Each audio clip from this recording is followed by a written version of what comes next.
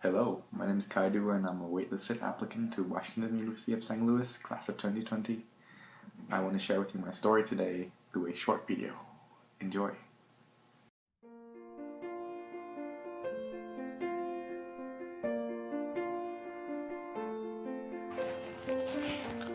What is so special about my name? I share my name with a hero. I did not come to this world easily from my mother. During childbirth, my mother had some cardiac complications. Dr. Khai, a luminary doctor in the field of cardiology in Vietnam, responded quickly to the complication and meticulously nursed my mother and my infant self back to health. My mother was so grateful of this doctor that she honored him by naming her baby Khai. When I was old enough to understand this tribute, I felt a great deal of pride in my name. Even though no one in my family practiced medicine, I felt like it was my destiny to become a physician, to be like this man whom I met when I was just minutes old. With Dr. Khai as an inspiration, I did everything I could to get exposure to the world of medicine. 2 summers ago, I reached out to family friends and got the opportunity to shadow doctors performing several surgeries. For example, the gastrointestinal perforation surgery.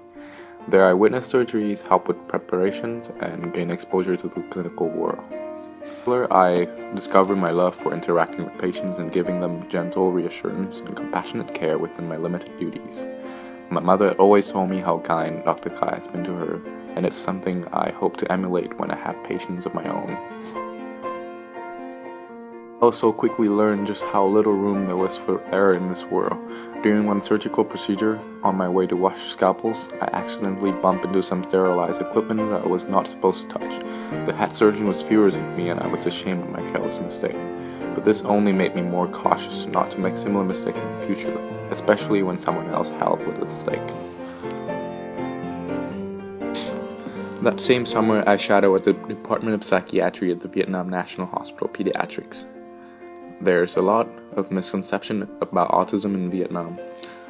Patients with autism are often the victims of social prejudice. Seeing these children with autism, I felt the responsibility to do something to help them, and I desperately wanted to raise people's awareness of the disorder.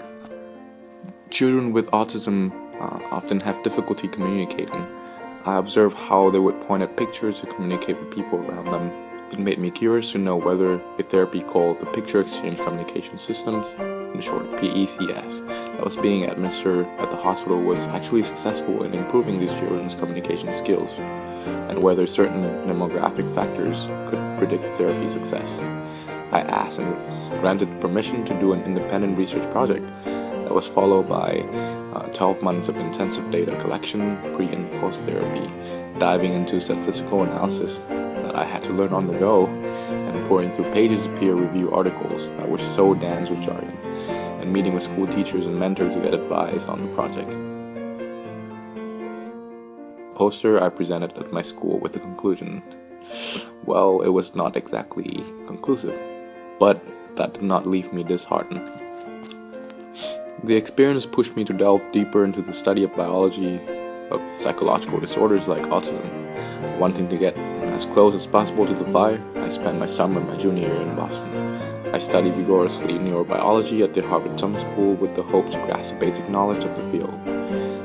In addition, I was fortunate enough to earn an internship at the Neuroimaging Lab led by Dr. Darren Noack at the Massachusetts General Hospital. Soon getting rid of the initial marveling of the state-of-the-art facilities and technology, I supported the member of the lab in any way I could, not hesitant to ask many questions. By the end of the summer, I had accomplished multiple tasks, among which was a data analysis of a memory task given to patients of schizophrenia, which I was the most proud of.